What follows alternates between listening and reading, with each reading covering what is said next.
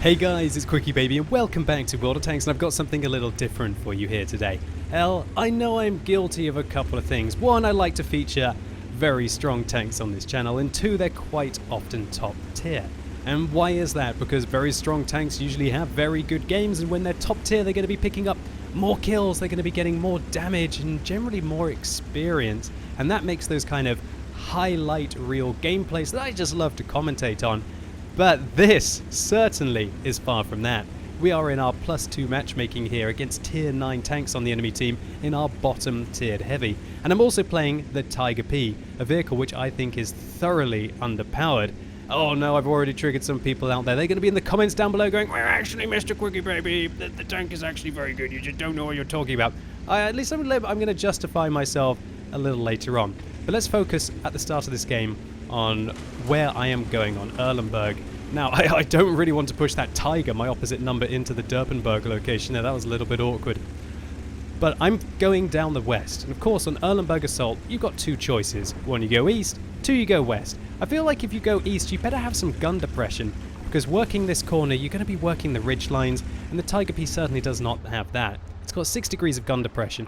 So instead, I'm going to try and work with my top tier tanks such as the Skoda T50 to be able to plow some sniping shots down the west, which I think is going to be the viable location for the Tiger P. Now, more skeptics might be saying, "Oh, Mr. QuickyBaby, you've already dabbed your 2 key in this replay." Well, I've got 26 APCR rounds at the beginning. Let's see how many we have later on. But then again, in this kind of matchmaking, and really in any kind of matchmaking, you shouldn't be too concerned about the amount of premium rounds that you use, as long as you are using them intelligently and you need that extra penetration to be able to get through the armor in the situation. The only time that using APCR rounds or heat rounds unnecessarily can affect your gameplay is when it means that you no longer need to learn the weak points of the enemy tanks, or I guess where you're just firing excess credits and you're affecting your profitability when standard rounds would have been acceptable. Now, I felt like by sitting down on the west, I'm not really going to be able to achieve that much there. I don't think the Tiger 2 is going to be coming. I don't think the SD1 will be plowing down. And we do have some serious guns there. We've got a CDC at the front who got some deep vision on the enemy team, and we can see that they are plowing down the east. And so what I'm suggesting is that the artillery falls back into a position where he's not going to get attacked through the middle, and that's really what I was thinking right now. We're either going to lose the east, or the enemies are just going to push through the middle. And we had absolutely nobody situated in, probably in my opinion, one of the most powerful locations on this map. And that is to hold this building. Holding this building is key. Not only do you provide vision right through the center, you provide an alternative line of fire, and you protect the opponents from putting in a hold, especially down in this location, or alternatively this location, and flanking you. And that's really what you should try and do, especially when you're bottom tier. You don't have to be at the front all the time, pushing the boundaries. Quite often you have the flexibility, or shall we say the lack of importance, that you can actually take the flanking positions, or should we say the support positions. And that is what you want to be doing in your bottom tier matchups. There's kind of 2 things I really like to do.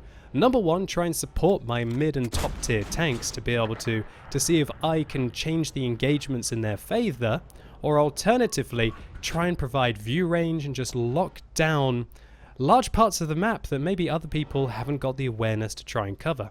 So that's exactly why we've fallen back here. I'm going to be sniping this AMX 1375, and I thought that shot nearly went right at him, but not quite. Now, the T54 on the enemy team thankfully has died, but he looks like he managed to take out a whole wealth of tanks over there. We've lost an E75, we've lost a Walker Bulldog, we've lost an AMX 1390. That is really not good news for that flank. And the AMX 1390 and the Walker Bulldog were amongst our best players in this fairly even kind of matchup, especially considering that many of our better players were in our bottom tier tanks. Now, the Tiger P, you're going to be seeing why exactly I am not too keen on this vehicle. Do you want to know how the Tiger P compares to the standard Tiger? Well, the vehicle has 1,674 DPM, whereas the Tiger has 2,149. The Tiger has 30% more DPM, Just quickly, let's see if we hit this blind shot on the 1375. He had 300 hit points when he was last spotted. How many hit points is he going to have when he reappears? Yes, we did actually manage to bag him there. He is now down to a one shot, but I'm going to miss the shot. Oh, a bit awkward there. If that AMX 1375 gets the flank of our tank destroyer, our Jagdpanther, he's going to be dead. And if he manages to push further on in towards the self-propelled gun, well, he's going to be dead too. That was an important shot there. Not only do I save the flank of the Jagdpanther, I also managed to save the artillery, the GW Panther that we have in the corner of the map. Unfortunately, the M5355 on the enemy team picks up his 5th kill of the game. Look at this artillery making the difference in this replay. In fact, all of the tanks on the enemy team have only managed to get 3 kills between them, and it's the artillery that is really making the difference here. So, number 1. Tiger has 30% more DPM than the Tiger P, even though they both use an identical 88mm. Next up, the Tiger P has 2.9 seconds, while the Tiger has 2.7 seconds aim time, which is 0.2 better. And the Tiger also has 33% less dispersion on turret traverse than the Tiger P, which is a massive advantage. Now the Borsig puts a high explosive round into our side, and I can't quite stop the AMX 1390 from flanking. A bit of a misplay there by me. I tunnel vision. I didn't expect the ISU 152 to be able to get a shot through that window, but he indeed can. Now obviously I need to get out of the pressure right now. I can't let that 1390 be getting side shots on me. I can't let the Borsig, who's likely to be sitting up there, fire any more of his high explosive rounds at me, and so I decide to advance. Luckily, we do manage to pick up a load of spotting there, and the Lorraine 15550 manages to shut down that ISU 152. And right now, because I'm defending the assault, it's just very important that I stay alive. And look at my team, all the heavies and the Skoda T50 just decide to continue pushing south. What are you guys doing? Why don't you fall back and defend the cap circle? I'm trying to hold back a Borsig, a 1390. We don't know where the KV-3 is, and for all intents and purposes, the artillery have probably located out here and are making their way down towards the north. Well, everyone, at least apart from the GW Panther on the enemy team, who does get spotted by the Skoda T50, and he should be taken out momentarily. So we hit the 1390, finally reducing him to a one-shot, and that's very important, because with the low rate of fire of this tank, we don't have too much opportunity to be able to hit him twice, and he will remove most of our hit points in close quarters combat with the autoloader. Now we're getting engaged by a KV-3. And that KV-3 is certainly undergunned. He did 160 damage to us, which suggests that he's using an 85mm gun on a vehicle that really should be using the 100mm at least. Sorry, the 107mm, or alternatively using the 122mm that I believe the tank can use. So, other things that really suck about the Tiger P compared to the Tiger.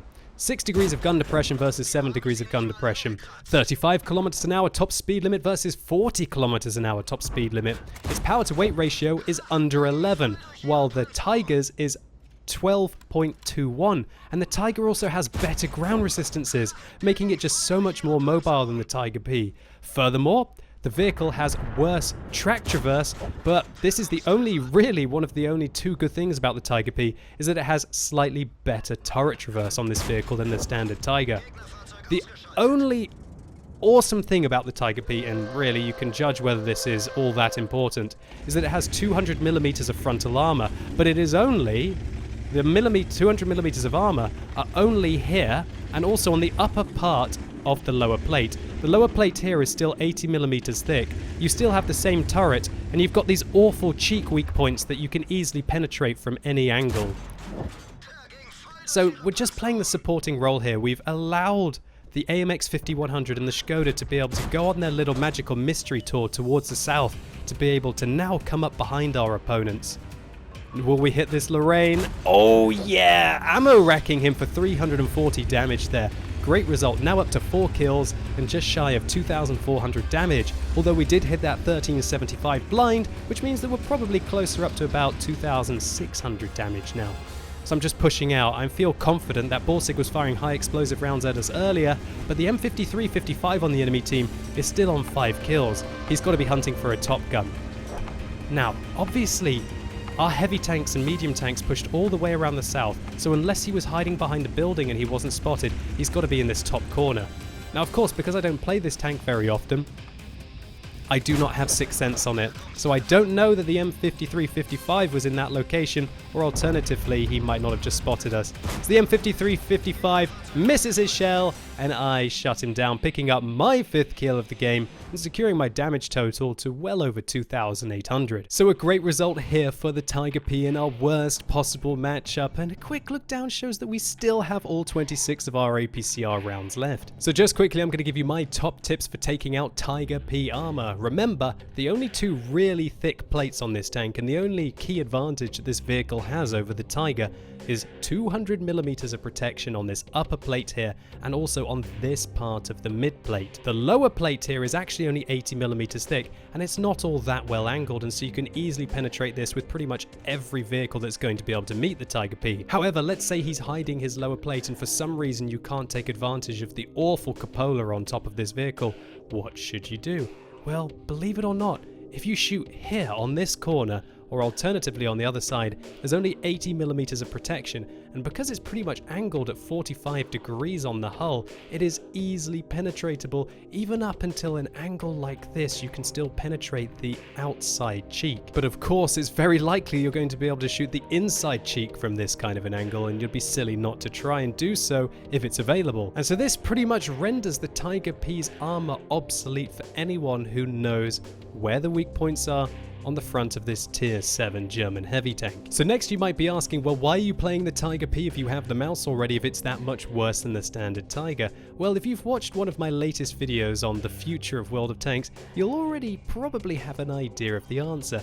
That's because, at least as far as I'm aware at the moment, and please correct me if I'm wrong, this vehicle is going to lead into a brand new tier 8 German heavy tank, the VK100-01, which is probably going to be a lot like a tier 8 mouse. And so I thoroughly recommend unchecking the accelerated crew training, going and gritting your teeth and trying to bear playing some of the Tiger P once again. So this was an ace tanker for the Tiger P, 1,513 base experience points, and including an experience reserve and a double, this was 6,810 experience points on towards the VK100-01. And because we didn't fire any APCR rounds even in this +2 matchmaking, we make 41,000 credits profit, and even without a premium account, that's 23,000 credits profit. So all in all, a great result for the Tiger P, and something a little different for you lovely ladies and gentlemen today. If you enjoyed it, please consider giving this video a like, and let me know in the comments if you think the Tiger P is as poor as I do, and how would you buff the vehicle?